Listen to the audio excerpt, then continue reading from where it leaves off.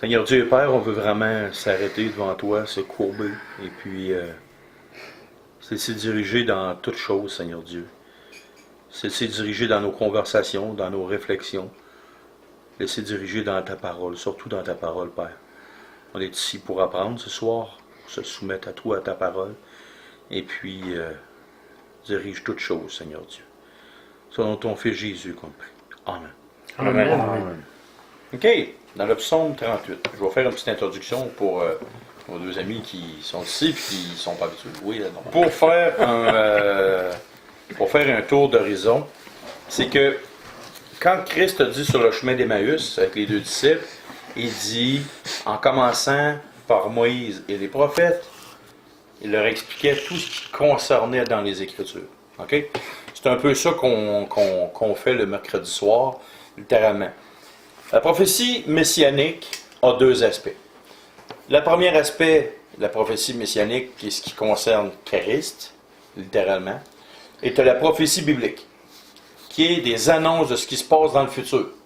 Les deux, c'est pour dans le futur, oui, parce que c'est quelque chose qui est passé et qui s'en va vers le futur, mais il y en a un qui est pour Christ, juste la personne de Christ, il y en a un qui est pour les époques, les événements. Nous, on fait la section « Qu'est-ce qui concerne Christ ». C'est un peu pour mettre tout ce qui concerne Jésus, autrement dit. Ce qui concerne Christ, dans l'Ancien Testament, c'est un peu comme des photos. Exemple, quand tu vas faire un voyage, tu ne présentes pas, tu peux présenter une vidéo, mais tu sais, dans le temps, on présentait des photos. Mais regarde, c'est une section, ben, tu as eu tel gâteau de fête, tu es allé sur telle plage, telle chose. Fait que les psaumes, comme les autres écrits dans l'Ancien Testament, c'est comme des photos, des spots. C'est comme une prise d'image pour un événement qui s'est passé dans la vie de Jésus ou qui va se passer dans la vie de Jésus ou dans nos vies par rapport à Christ. Fait que c'est pour ça qu'on va voir des sections, c'est des photos. Puis vous allez comprendre ce que je veux dire par photo. OK, on va aller au psaume 38 à partir du verset 12, 13, 14 et 15. Mes amis et mes connaissances s'éloignent de ma plaie, et mes proches se tiennent à l'écart. Ceux qui en veulent à ma vie tendent leurs pièges. Ceux qui cherchent mon malheur disent des méchancetés, et méditent tout le jour des tromperies. Et moi, je suis comme un sourd, je n'entends pas.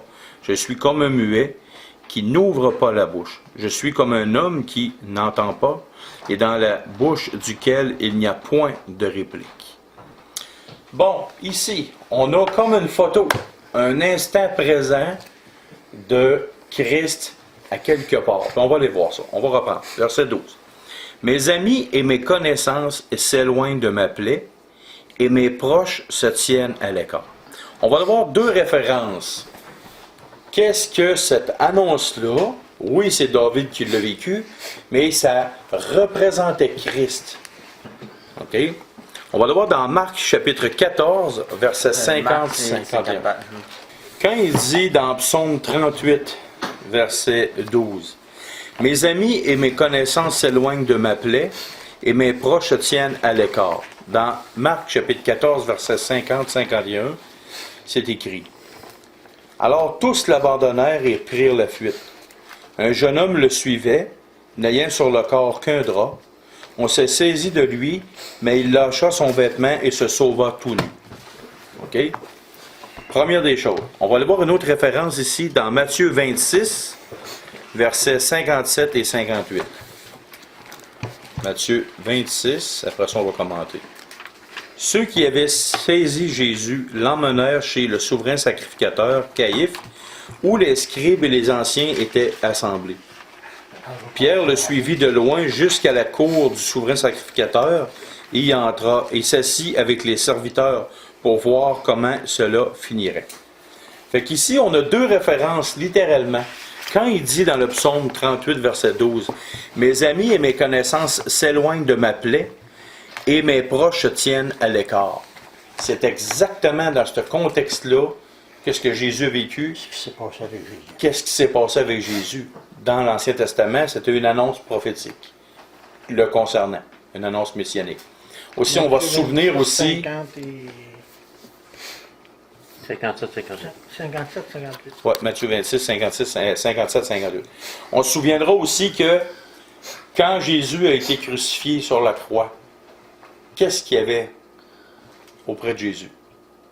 Il y avait la foule, premièrement la foule qui criait après lui. Les Romains, Il y avait les sacrificateurs, toute la gamique religieuse dans ce temps-là, comme on dit. les apôtres, Plus les soldats. Il y avait les soldats romains, mais il y avait aussi sa mère, La mère. il y avait Jean, Marie-Madeleine. il y avait Marie-Madeleine, puis aussi tout le monde, tous les apôtres qui étaient là regardaient là, au loin. Là.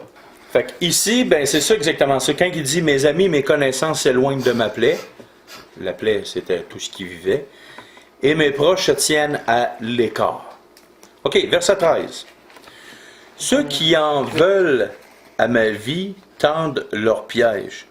Ceux qui cherchent mon malheur disent des méchancetés et méditent tout le jour des tromperies. » Pourquoi ils n'ont pas dit tous les jours des tromperies, mais ils disent tout le jour des tromperies? t'as quoi signé qu'un jour? Combien de temps ça... Oui, Ouais, c'est déjà duré une journée, c'est ça. et voilà. Hein? Ça n'a pas duré plusieurs jours, au tribunal que Christ a comparu. Ça a duré une journée. Et c'est pour ça que quand je dis utiliser une bonne version de Bible, comme on nous a tous, c'est justement pour ça. Il y a des mots qui sont là, précis, pas pour le fun. Quand il dit « Et médite tout le jour des tromperies », il y en avait plus qu'une. Ils ont essayé de faire venir des témoins de tout ça. Puis là, regardez bien ça. « Et moi, je suis comme un sourd, je n'entends pas. Je suis comme un muet qui n'ouvre pas la bouche. Je suis comme un homme qui n'entend pas, et dans la bouche duquel il n'y a point de réplique. » On va tourner dans Matthieu 26, versets 57 à 64. 57, on l'a lu, hein, tantôt. Oui, on va le relire. On va le relire la recommence. pour revenir. On l'a lu pour s'en remettre dans Ceux l'histoire. qui avaient saisi Jésus l'amenèrent chez le souverain sacrificateur Caïphe, où les scribes et les anciens étaient assemblés. Oh, qu'est-ce qu'on a présentement? On a Caïphe, les scribes et les anciens étaient assemblés. OK? On a dit que dans le psaume, il y avait plusieurs personnes, littéralement. On continue. Pierre le suivit de loin jusqu'à la cour du souverain sacrificateur. Il y entra et il s'assit avec les serviteurs pour voir comment cela finirait. Les principaux sacrificateurs et tout le Sanhédrin cherchaient quelques faux témoignages contre Jésus, suffisants pour le faire mourir. Oh, là on a le Sanhédrin en plus. OK? Ça, c'est toute la gomme politique, religieuse, le copinage, amis, qui sont réunis ensemble. OK? Verset 60. Mais ils n'en trouvèrent point, quoique plusieurs faux témoins se soient présentés. Enfin, il en vint deux qui dirent, celui-ci a dit, je puis détruire le temple de Dieu et le rebâtir en 3 jours. Le souverain sacrificateur se leva et lui dit, ne réponds-tu rien? Qu'est-ce que ces hommes déposent contre toi? Jésus garda le silence. Oh! Il y a plein de monde qui sont là, ils l'accusent. Et il dit, tu ne dis rien que le monde qui t'accuse. Ah ouais, défends-toi, autrement dit. Dites quoi, faites quoi? Jésus a gardé le silence. Sur les accusations. Parce que là, le monde va me dire, ouais, mais tout de suite après, il a parlé. Regardez bien ce que Christ affirme. As-tu remarqué qu'il y a une chose qu'ils ont dit? Jésus garda le silence, mais juste parce que la phrase qui était dite juste avant, ne réponds-tu rien? Qu'est-ce que ces hommes déposent contre toi? Regardez le psaume qui était marqué. Ceux qui cherchent mon malheur disent des méchancetés et méditent tout le jour des tromperies. Et moi, je suis comme un sourd, je n'entends pas. Je suis comme un muet qui n'ouvre pas la bouche. Je suis comme un homme qui n'entend pas, duquel il n'y a point de réplique. Pourquoi que tout de suite après Christ a parlé? Il ne s'est pas défendu. Il a affirmé quelque chose pour le futur. Mais sur les attaques qu'il lui donnait, Il n'a rien pas répliqué. pas un mot sur la game. On va le voir qu'est-ce qu'il a répliqué. Jésus garda le silence sur les accusations. Et le souverain sacrificateur, prenant la parole, lui dit, « Je t'adjure devant le Dieu vivant de nous dire si tu es le Christ, le Fils de Dieu. » Ah, par exemple, là, c'est pas pareil. On ne parle plus de la connaissance, on ne parle plus d'accusation. Il n'y a pas le choix, là. Là, les souverains sacrificateurs, il dit, « Dis-le ce que tu es. » Ah, là, c'est pas pareil. C'est comme, oups, Jésus a changé de cap. C'est plus le cap répondre aux accusations. Il n'avait pas besoin de répondre.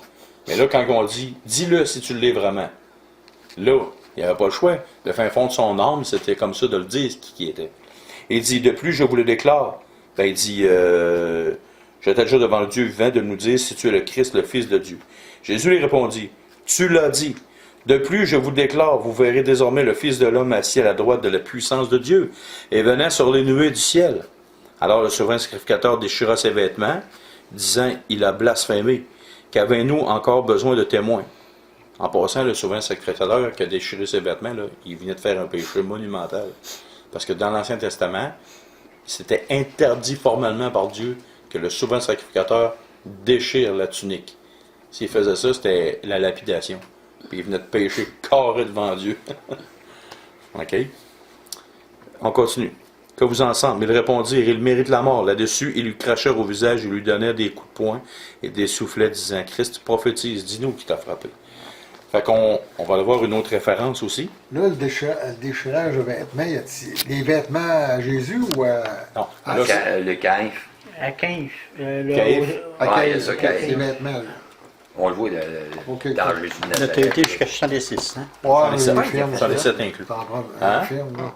Oui, Les ça, firmes, ça là. chaleur. Plus tard. On va regarder plus tard. Je vais juste me concentrer sur ce que... OK, on va le voir aussi dans Matthieu 27, 11 à 14.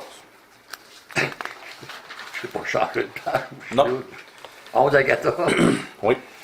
Parce que comme la prophétie biblique, comme tantôt la prophétie messianique, c'est comme des photos sur la vie de Jésus. Toutes les prophéties, on est en train de voir la vie de Jésus, au complet par détail. Vous voyez, messieurs, on a tout vu ça, là? Oui. Puis psaume, David, ça fait combien de temps avant que David a dit ça?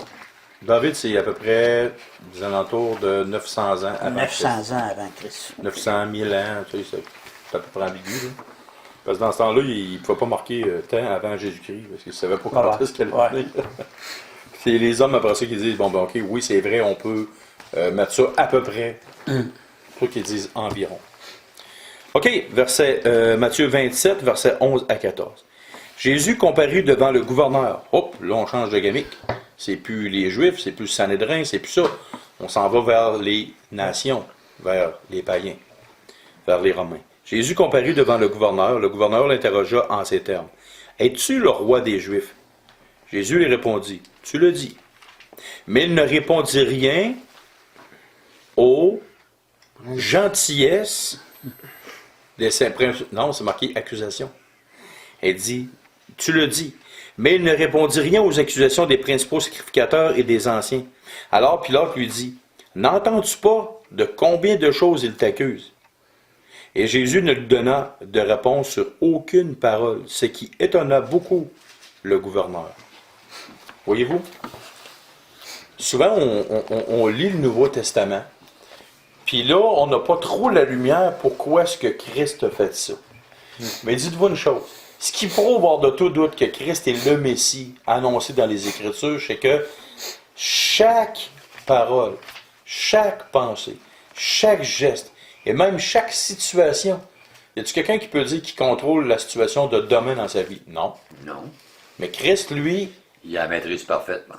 il maîtrisait parfaitement. Puis c'est ça qui est beau dans l'Ancien Testament, c'est que tu vois que toute sa vie au complet, il maîtrisait tout. Tout. Jusqu'à même, il pouvait donner, quand c'était marqué, il voulait saisir de Jésus, c'était pas encore son heure.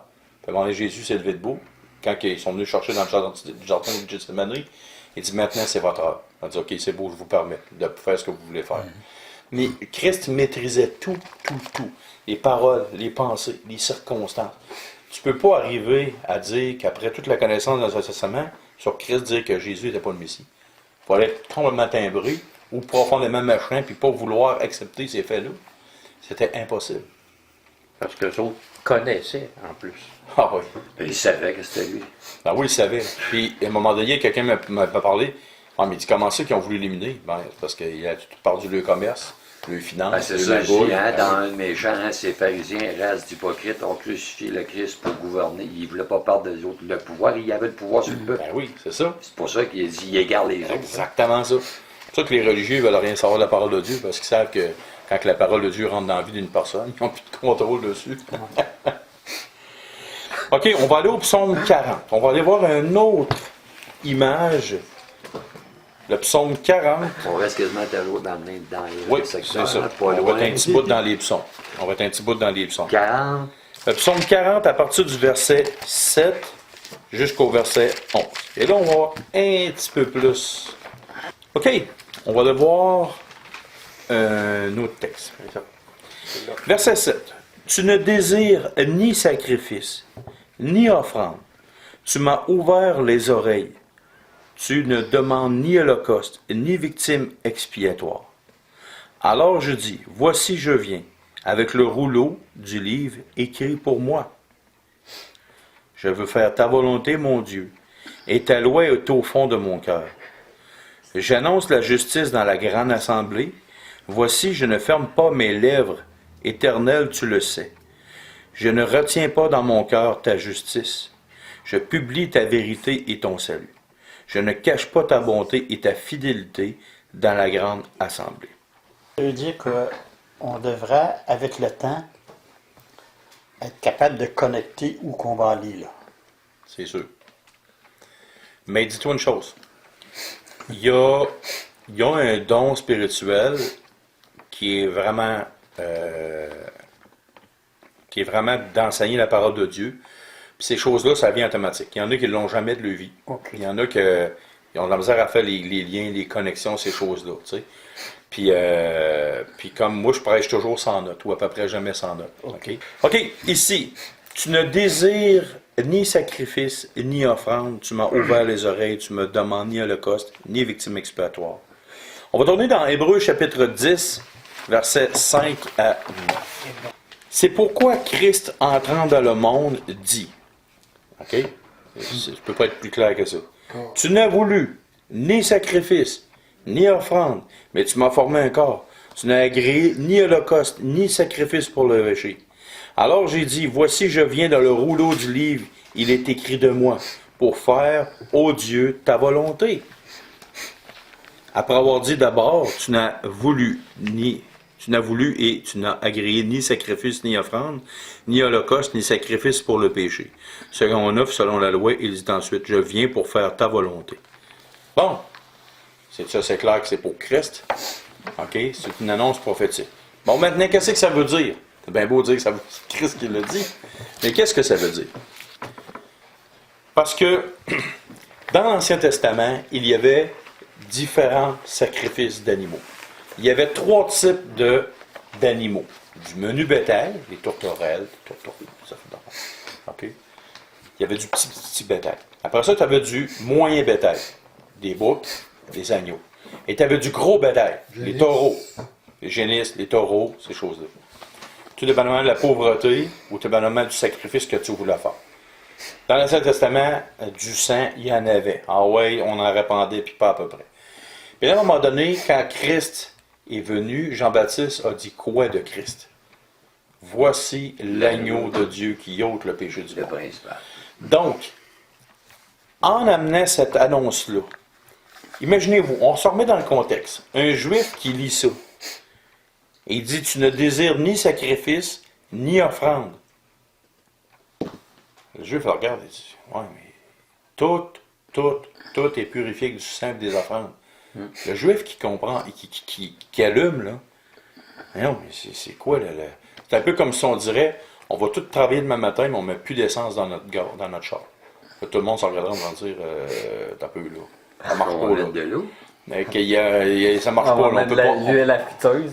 C'est ça, mais on peut pas, tu sais. On peut pas, parce que c'est comme un non-sens pour nous autres. Mais pour le juif, il dit, c'est marqué, tu ne désires ni offrande, ni sacrifice. Tu m'as ouvert les oreilles, tu ne demandes ni holocauste, ni victime expiatoire. Pourquoi le mot victime expiatoire? Une victime expiatoire, c'est une victime de remplacement. Quelque chose qui prend la place de. Donc, le juif, quand il voit ça, et pourquoi vous pensez que ça a été écrit seulement dans l'Épître aux Hébreux? Parce que ça s'adresse aux Juifs. OK? Parce que si je dis à n'importe quel chrétien qui n'est pas juif, Il est païen. un païen, C'est pas puis là, tu vas arriver. Je pense que c'est pas écrit l'Épître aux Hébreux. Oh, je peux te l'assurer que j'ai lu. En tout cas. Puis on va revenir à nos moutons. Je connais Paul. Et puis, là, qu'est-ce qui se passe? C'est que, imaginez-vous, là, pour le païen, tu dis, bon, sacrifice. Bon. Mais pour le juif, C'était une chose capitale, une chose essentielle à sa vie. Mais là, il n'y a plus de sacrifice, il n'y a plus rien. Fait que là, quand Jésus a dit, quand Jean-Baptiste a dit, voici l'agneau de Dieu, littéralement, là, le juif qui s'est converti à Christ, quand il a lu ça dans l'Épître aux Hébreux, Il est catché, là. là, il a allumé. Oh! C'est de ça que ça parlait dans l'Ancien Testament. C'est ça que ça Il y a une lumière qui s'est faite. Ah! C'est de Jésus qui parlait. Parce que l'Épître aux Hébreux, du premier chapitre jusqu'au dernier chapitre, c'est pour indiquer aux Juifs, voici les relations. Jésus est supérieur à Moïse, Jésus est supérieur, tu n'as plus besoin de sacrifice, Jésus est supérieur à Aaron, Jésus, c'était Melchisédek dans l'Ancien Testament, Jésus ci, Jésus ça. Autrement dit, c'est comme un livre, l'Épître aux Hébreux, pour amener de la lumière carrément aux Juifs. Les Juifs, oui, se sont convertis à Christ, mais ça leur prenait une lumière supplémentaire pour voir la supériorité de Christ dans tout. Tu n'as plus besoin des ablutions, tu n'as plus besoin de la Et loi c'est lui qui a cérémonielle. remplacé tout. Oui, c'est ça, c'est Christ qui est totalement dans tout. Fait que donc, le Juif, quand il lisait ça dans l'Ancien Testament, il se grattait à la tête, il dit, voyons, comment ça, c'est quoi cette histoire-là? Puis il n'y a plus besoin de sacrifice, tout ça. Il ne cache pas. Fait que là, quand il a lu ça dans l'Épître aux Hébreux, il a fait, là, j'allume. C'est pour ça que c'est écrit dans l'Épître aux Hébreux. Parce qu'en premier, l'Ancien Testament était pour les Hébreux, les Juifs. Et puis là, le Juif lui allume. Il fait OK, wow! Là, je catch ce qu'il voulait dire dans cette partie-là. OK? On continue. Verset 9. Dans le verset 9, il y a 2 lignes précisément. Je veux faire ta volonté, mon Dieu, et ta loi est au fond de mon cœur. La première ligne, avez-vous remarqué que le mot « et », là, en réalité, ça veut dire « plus ». Si on dit 1 plus 1, on pourrait le traduire par 1 et 1, ça fait quoi? 2. Ça fait 2. OK? Fait que quand il dit « Je veux faire ta volonté, mon Dieu », point d'exclamation, et ta loi est au fond de mon cœur. Donc, Jésus, on va aller lire 2 textes, puis après ça, je vais vous le dire. Ça, c'est Jean chapitre 4, verset 30. C'est comme si Jésus parlerait, là. Oui, là, littéralement. Là, le texte qui est ici, là, c'est littéralement Christ qui parle. OK? Non, ça va dans Jean. Verset 9. Ouais, on s'en va dans Jean chapitre 4, verset 34. Jésus leur dit, « Ma nourriture est de faire la volonté de celui qui m'a envoyé et d'accomplir son œuvre. » Qu'est-ce que dans le psaume il dit? « Je veux faire ta volonté, mon Dieu. » Et Jésus disait au monde, « Ma nourriture, ce qui est essentiel pour moi, là, c'est de faire la volonté du Père. » Littéralement. OK? Et Et Jésus l'affirme. Là. plus tard, il dit, je viens pour accomplir la loi, pas pour l'enlever. Oui, mais en premier lieu, pour le texte ici, là, Jésus leur dit, ma nourriture, quand on dit la nourriture, c'est quelque chose d'essentiel. Toi, de Morban, un matin, je te dis, je t'ai pris de la nourriture pendant 3 mois, on ne rendra pas aux 3 mois. D'après moi, tu vas être mort avant, puis moi le premier, puis tout le monde. Fait que c'est quelque chose d'essentiel. Dans la tête de Christ, quand il disait ma nourriture, ça veut dire que c'est essentiel. Je ne peux pas passer au côté, là. C'est ça, puis c'est tout. Il dit, ma nourriture est de faire la volonté de celui qui m'a envoyé et d'accomplir son œuvre.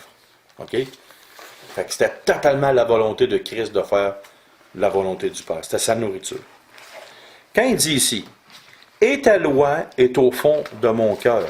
On va le voir dans Luc chapitre 4. Ça, c'est pour appuyer Jean 4,34, là. Non, pour appuyer le psaume. Le psaume 40, 7 à 11. Le psaume 40. C'est pour appuyer le verset 9, la deuxième ligne. OK, verset 9, OK. La deuxième ligne. Luc chapitre 4, versets 4, 8 et 9. Jésus lui répondit, il est écrit, l'homme ne vivra pas de pain seulement. Verset 8. Jésus lui répondit, il est écrit, tu adoreras le Seigneur ton Dieu et tu le serviras lui seul. Le verset 9 dit, le diable le conduisit encore à Jérusalem, le plaça sur le haut du temple et lui dit, si tu es fils de Dieu, jette-toi en bas d'ici en bas, car il est écrit, il donnera ses jours de ses anges pour ton sujet. OK. C'est quoi dans ces 3 versets-là le mot qui revient? Il est écrit. OK, il est écrit. On revient au psaume. Ah, moi, je n'avais pas pensé à la même affaire. C'est marqué ici. C'est parce que les jeunes, ça fait longtemps que je suis là-dedans. Et ta loi est au fond de mon cœur. Et ça, Quand là, la loi de Dieu était au fond de Christ, du elle est cœur de Christ, enracinée. est enraciné là, mais c'est pas pour rien, il est appelé la parole. Au commencement était la parole était avec Dieu, la parole était Dieu, puis la parole a été faite chair. Écoute, la parole, ça là, tout ce qui est dans l'Ancien Testament, a été faite chair. Donc, quand c'est marqué ici, et ta loi est au fond de mon cœur. Christ était la parole était Christ. Donc, quand il répond au diable, il n'y a pas le choix de répondre, il est écrit. C'est ça. Si tu veux savoir définir Christ, tu peux le dire, il est bon, écrit. hein. C'est bon. OK? Puis moi, c'est ce que j'ai vu là-dedans. Moi, tu sais, veut dire, le diable, il procède toujours de la même manière. Quand il veut te faire tomber, il vient par la faim. Ou bien il vient par les richesses du monde. M'a dit, c'est trois. Ça veut dire c'est trois principes principaux. Il sert toujours de ça, puis il en a pogné plusieurs avec ça. Il peut même se servir de la Bible pour essayer de te Ah oui, tenter. parce qu'il dit, La il troisième donnera fois. des ordres à ses gens. Même le diable cite les Écritures. Ça, Ah oui. hein? C'est spécial, hein? Ah oui. Fait que là, ici, c'est marqué, OK? Je veux faire ta volonté, mon Dieu. Donc, on l'a vu ça dans Jean 4, 34. Littéralement, que la nourriture de Christ était de faire la volonté du Père. Et la deuxième ligne du même verset, verset 9, est ta loi au fond de mon cœur. OK? On a vu ça. C'est toujours, il est écrit, il est écrit, il est écrit. Garde, puis c'est comme ça. Comme ça. Verset 10. J'annonce la justice dans la grande assemblée. Voici, je ne ferme pas mes lèvres. Éternel, tu le sais. Je ne retiens pas dans mon cœur ta justice. Je publie ta vérité et ton salut. Je ne cache pas ta bonté et ta fidélité dans la grande assemblée. OK. Là, il y a deux lignes directrices dans ces deux choses, dans ces versets-là. Qu'est-ce que c'est? Il annonce, il ne ferme pas sa bouche, il ne retient pas, il publie, puis il ne cache pas. OK? Ça, c'est la première ligne directrice. La deuxième ligne directrice, c'est dans la grande assemblée. Ouais. OK? Regardez le nombre de fois, OK? La grande assemblée, une fois.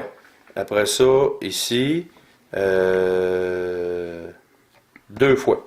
2 fois. Bon, ça veut dire, il ne cache pas, il ne ferme pas sa bouche dans la grande assemblée. On va aller tourner dans Luc chapitre 4, versets 16 à 30. Luc chapitre 4, versets 16 à Je 30. suis rendu, oui, regarde. Ah oui? J'ai essayé pour les stickers.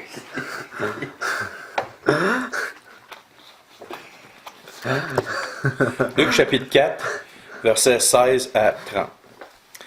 Il se rendit à Nazareth où il avait été élevé. Et selon sa coutume, il entra dans un garde-robe.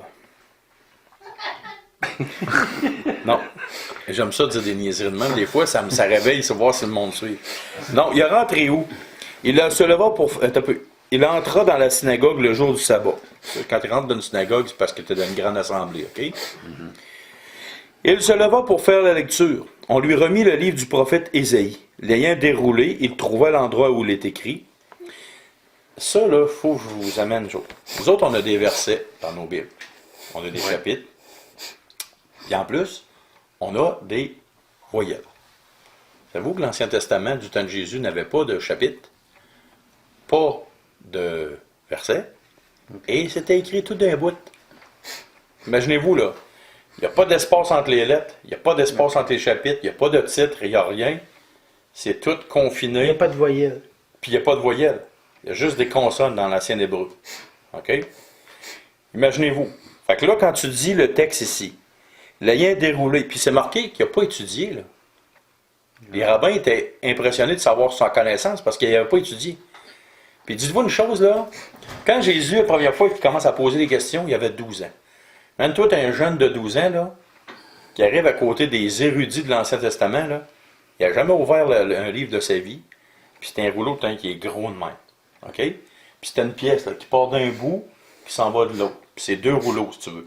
Fait que là, il faut qu'il déroule d'un bord, puis en même temps qu'il roule de l'autre bord. Puis là, c'est marqué. Fait que quand tu regardes ici, on lui remit le livre du prophète Ésaïe. C'était une bande de dessus, c'était un grand même. Puis là, c'est marqué. L'ayant déroulé, il trouva l'endroit où il est écrit. Juste ça, là, ça t'informe que le gars, là, Jésus, Il s'est écrit là. juste sur ce petit mot-là. Fait que c'est pour ça que je vous ai dit que chaque mot de la Bible, chaque chose, a une richesse et révèle des choses que tu n'as même pas idée. Même toi, là, je te donne ta Bible, là, je t'enlève tous les chapitres, tous les versets, je te condamne ça de même comme ça, puis je t'enlève toutes les voyelles dans ta Bible. Ça va être dur à comprendre. Trouve-moi place. Trouve-moi place à ça. Alors, ça faudra se réunir 2 soirs par semaine. Pour lui Et plus. Le premier soir, on trouve où est-ce que c'est écrit, puis le deuxième, on le dit. Ouais, C'est mais, quand même spécial, hein, parce qu'on a parlé dans le camion, on s'en venait. Hein. Ben oui. C'est super. ça devait être long, là. Dans une synagogue, puis aller chercher le. Il cherchait un rouleau, il l'amenait, il déroulait, trouvait la place. Ça, cette passe-là, là. Puis il n'y avait pas d'Internet, puis il n'y avait pas il y avait pas de concordance pour te souvenir. Tu sais, moi, j'utilise souvent des concordances pour me rappeler, OK, je m'en souviens d'un verset, comment c'était écrit à peu près. Mais les autres, c'était par cœur. Ouais, puis il n'y avait pas de rouleau chez eux pour se préparer. Non. Non, il n'y avait pas de Bible chez eux. Ça, cette passe-là, on voit ça quand tu parlais de Jésus de Nazareth, là. On le voit, là. Ah ouais. Il fait ça. Et ils sont pas contents d'entendre dire aujourd'hui cette parole.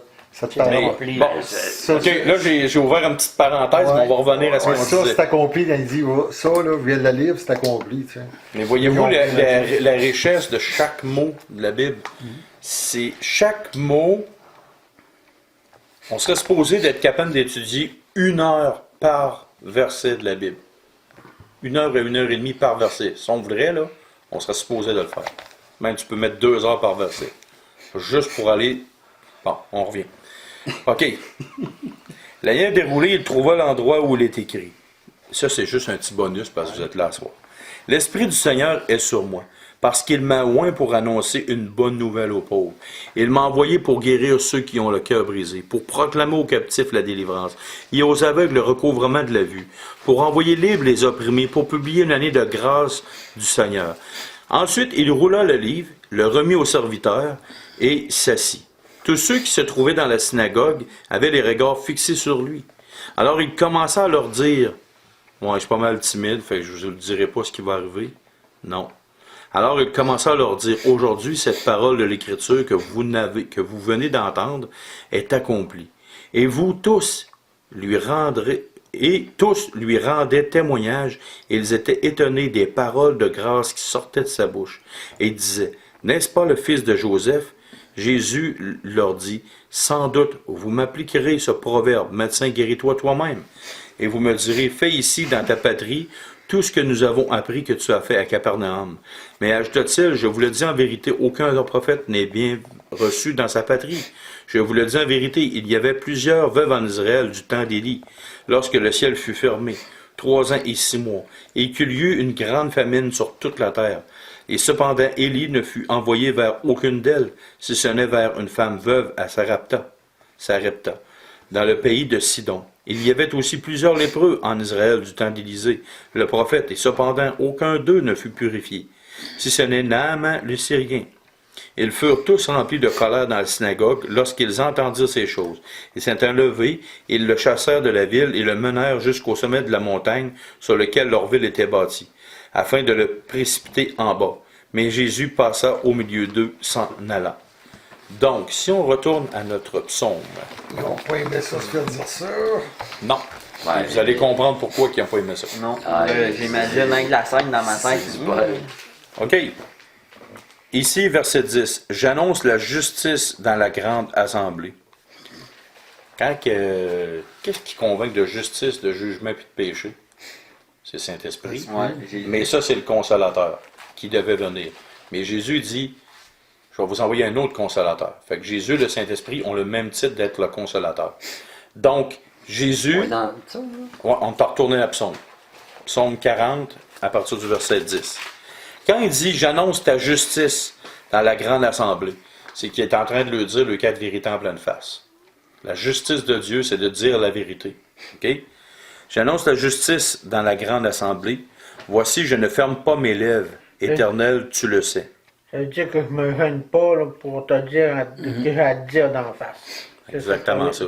Jésus, quand il a pris le livre d'Ésaïe, puis il l'a déjà dit, là, puis il a commencé, puis il dit, vous me direz certainement, médecin, applique-toi ça à toi-même. Jésus n'a pas mâché ses mots. À un point tel qu'ils ont voulu le garrocher en bas d'une montagne. La vérité produit la colère. Et puis ils n'ont pas aimé ça pantoute se faire dire ça. OK? Surtout quand il leur a dit qu'il Puis- tuait les prophètes entre l'autel et le temple. Oui, puis surtout là, à ce moment-là, quand il dit dans Luc, là, ici, OK, quand c'est marqué, ils furent tous remplis de colère dans la synagogue lorsqu'ils entendirent ces choses. OK? Tout le texte qui est là, c'est sûr que ça serait hyper long de décortiquer ça, mais autrement dit, quand Jésus est en train de dire ça littéralement, OK? Alors il commençait à leur dire, aujourd'hui, cette parole de l'Écriture que vous venez d'entendre est accomplie. Qu'est-ce que ça voulait dire pour un juif? C'est comme si je dirais à Norbert une phrase terrible. Qu'est-ce que ça te ferait dans ton cœur? Je te dirais, Norbert, je t'ai vu comme pédophile. Tu me regarderais avec un couteau dans les yeux, tu dirais, viens ici, on va se parler dehors en quatre murs. Je suis pas sûr qu'on va se rendre dehors. OK? C'est Avant, comme. non, aujourd'hui, oui. Hein? Avant, non, aujourd'hui, oui. Mais pour toi, c'est chacun. Norbert, c'est pas vrai. Il n'est pas un pédophile. Mais vois-tu, la réaction vive, immédiate, dans le cœur de Norbert, c'est exactement la même réaction que ces Juifs-là. Parce que les Juifs, quand Jésus leur a dit ça, il est en train de leur dire, je suis le Messie annoncé. Écoute, je suis le Messie annoncé. Mais ici, c'est marqué, OK, on va remarquer une chose. Là, il a pris le livre d'Ésaïe, il a lu une partie au comme faut, mais là, c'est marqué ici. Il se rendit à Nazareth où il avait été élevé, et selon sa coutume, il entra dans la synagogue le jour de la sabbat, et il se leva pour faire la lecture. On lui a remis le livre d'Ésaïe, puis là, Jésus enseignait régulièrement. C'est pas juste une chose. Mais en leur disant ce texte-là précisément, il venait de leur dire en pleine face, ce qui était annoncé, c'est ce qui me concerne. Je suis le Messie. Là, mon ami, c'est comme si tu avais mis le feu au un baril de gaz, au poudre. Venir dire carrément, je suis le Messie, là, C'est pour ça qu'ils ont dit, Comme on dit dans la- ils proclament Dieu. carrément, si tu Ils ont proclamais dit le Messie, sacrilège, ils blasphèment. c'est exactement ça. Automatiquement, si tu te dis le Messie dans l'Ancien Testament, tu te proclames automatiquement Dieu. Parce que les Juifs savent très bien que le Messie est Dieu, littéralement. Et puis on va le voir dans plusieurs autres. Parce que les autres, les Juifs, eux autres, ils apprenaient la parole par cœur. Ah oui, Fait que quand ils parlaient en cours, ils savaient de voir, eux autres, là, C'est dans ça. leur tête. Là. c'est un peu comme moi quand, exemple, je suis allé voir admettons que je parle avec quelqu'un, OK? Il y a un phénomène qui se passe dans ma tête. Aussitôt qu'il y a une coche, quand ça marche pas, là, il y a des versets qui me viennent en tête. OK? Je connais beaucoup l'Ancien Testament. Je connais beaucoup le Nouveau Testament. Mais imagine-toi, demain matin, il y a un gars qui arrive en avant de moi, il dit, James, il dit, je suis Jésus. D'après toi, tu penses que la moutarde va me monter au nez? Prouve-moi que tu es Jésus, puis Ouais. tu as besoin de t'as besoin, mon ami, Attends, d'en beurrer épais. En passant, je t'ai pas vu non plus venir du port de l'Orient jusqu'à un accident. Ouais. Et à date, personne ne t'a vu. Fait que prouve-moi hors de tout doute. Fait que dans la réaction d'un Juif, il s'attendait d'avoir le Messie, mais il y a un Messie libérateur des Romains. Il ne s'attendait pas d'avoir un gars avec une tunique pauvre, une famille de pauvres, puis surtout qu'il est allé dire ça dans sa propre patrie, sa propre famille. Ils l'ont vu grandir. C'était l'erreur de Judas aussi, parce que c'est ça qu'il pensait, lui. Que Jésus était venu pour les libérer de l'emprise des Ouais, Romains. on en parlait plus tard. Mais les Juifs apprenaient un peu comme aujourd'hui encore les écoles juives, là, ils apprennent ils apprennent des choses de l'Ancien Testament. Oui. Fait que eux autres, dans ce temps-là, c'était comme ça. Nous autres, on apprenait du français, de l'anglais, mais eux autres, ils apprennent beaucoup plus que ce qui est marqué dans la Bible que d'autres matières. Oh, Eux autres, oui. on n'apprenait pas ça à l'école. Un là. petit peu. C'est ça. Oui, exactement ça. C'est que savait. les écoles rabbiniques, dans ce temps-là, c'était pas compliqué. Puis tu le vois. Regarde pas de mal. As-tu enlevé qu'est-ce qu'il y a? OK. Les écoles rabbiniques, dans ce temps-là, ce qu'ils faisaient, c'est qu'ils enseignaient l'Ancien Testament. Ils enseignaient d'une façon particulière. Mais, tout dépendamment dans laquelle école de rabbinique que tu étais. Parce que si tu étais dans la gamique des pharisiens, tu apprenais certaines choses. Si tu étais dans la gamique des Océaniens, tu apprenais certaines choses. Il y a d'autres choses qu'on mettait de côté. C'est comme si tu étais dans la gamique des Sadducéens, c'était un autre gamique que tu apprenais. Mais c'est pas ça. Et en gros, il y avait quand même une idée Général. du sauveur qui était pour venir. Oui, il y avait une idée. Mais l'histoire aussi qu'il faut que tu te dises, c'est que le propre des rabbins, puis c'est pour ça moi, que ça me fait capoter quand j'entends quelqu'un dire « Ah, c'est un juif messianique. Ah, il enseigne, wow! Hey, OK, on va se calmer le pompon, ça, c'est pourquoi? Parce que tu prends un exemple d'un juif messianique. Puis là, ils le mettent sur un piédestal. Hey, c'est un juif messianique. Ouais, t'as peu, là. T'as peu. On va se calmer, là. Le juif messianique qui enseigne, il faut que tu dises une chose. Il y a le même foutu problème que dans le temps des rabbins. Il faut que tu comprennes que les rabbins, là, quand tu vas dans des synagogues, là, ils ont des murs remplis d'enseignements de rabbins. C'est toutes des traditions. Toutes des traditions, des enseignements de rabbins. Les Écritures, oui, mais plus autre chose. Plus l'enseignement de tel rabbin, plus l'enseignement d'un autre rabbin, plus l'enseignement d'un autre rabbin. Puis, exemple, moi, j'en ai connu un juif messianique. Puis, il était mis sur un piédestal tout le monde. Écoute, j'ai lu à peu près une dizaine d'articles de lui, là. Puis, j'ai vu à peu près les 10 articles, il y en avait 9 là-dessus qui étaient corrompus, qui n'avaient pas rapport avec la Bible. Puis, je l'ai confronté. J'ai fait écrire par un de ses adeptes, là. C'est pourquoi vous dites un affaire de même? Ça n'a pas rapport, regarde. Voici les Écritures. Tac, tac, tac, tac, tac, tac, tac. Voyez-vous? C'est pour ça que je vous dis de toujours faire attention aux hommes qui amènent plus loin que les Écritures. Pas assez, puis il y en a qui vont plus loin, puis il y en a qui prennent des idées d'ailleurs. Non, regarde, depuis tantôt, qu'est-ce qu'on fait? La parole, approuvée par la parole. Nous autres, Point final, on arrête ça là. On prend l'original. Les Oui. Juifs, eux autres, ils prenaient des choses des hommes qui Oui. n'étaient pas inspirés de Dieu. Exactement ça. C'est pour ça qu'ils étaient mêlés. Là. Ben, c'est ça, il y avait tellement d'affaires mélangées dans leur tête. Les dires des rabbins, puis leur tradition, puis le patente, là, étaient aussi importants que la Bible. Aussi important que la Bible. C'est même sinon plus.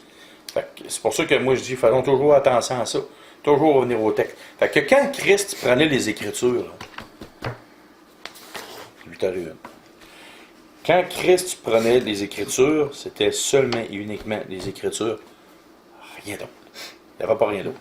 Fait que là, quand les Juifs, et Jésus sortait les Écritures, disait les Écritures, il disait ça, là, mon ami, là, il ne peut pas avoir de doute possible. Il ne peut pas avoir de doute possible. Jésus arrive, bang, dans le mille, puis il lui dit exactement. C'est pour ça qu'ils n'ont pas rien nerf. Ils ont pété une coche en bon québécois, puis ils ont voulu le prendre, puis ils ont voulu le tirer en bas de la montagne. Fait que c'est littéralement pour ça. On va continuer. Dans Jean chapitre 4, Luc chapitre 4, verset 16 à 30, on avait lu ça. OK, bon, on avait pas mal fini avec ça. Puis quand il dit ici, on revient à Psaume 40, verset 10, « J'annonce la justice dans la grande assemblée. Voici, je ne ferme pas mes livres, tu le sais. Je ne retiens pas dans mon cœur ta justice. Je publie ta vérité et ton salut. Je ne cache pas ta bonté et ta fidélité. » C'est ça. Ça adapte de Fait que voyez-vous, ici on en annonce, c'est littéralement la vie de Christ qui est là. Quand Christ rentrait quelque part, mais en particulier l'épisode qui nous concerne, c'est que littéralement, Christ, jamais, il passe à côté. Plus ça va aller, pire que ça va être dans notre société, au Québec, partout aux États-Unis. Quand tu rouvres les Écritures, littéralement, il y a des pasteurs aux États-Unis qui, littéralement, comme un gars qui s'appelle Paul Washer. Ce gars-là rouvre les Écritures. Il se fait ramasser, mon ami, par d'autres des gens qui se disent chrétiens, des religieux de ce siècle. Puis il ne mange pas ses mots, Paul Washer. OK? Puis Raymond Bourgier, probablement aussi, qui se fait ramasser. Tous les hommes de Dieu. Puis Paul le dit, ceux qui vont vouloir vivre pieusement en Christ. Puis comment qu'on fait ça? On fait ça dans sa parole.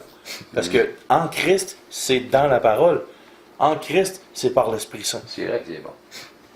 Quand tu t'attaches à la parole de Dieu, comme Christ faisait, puis tu dénonces les choses, attends-toi, sûr et certain que tu vas te faire ramasser. Même. Être persécuté. Ouais. Mais Paul n'a jamais dit par qui vous serez persécuté. Il n'a jamais dit ça. Les plus grandes persécutions que Paul a eues, ce qui a fait fendre son cœur en 10 pas en 20, c'est parmi les chrétiens. Oui.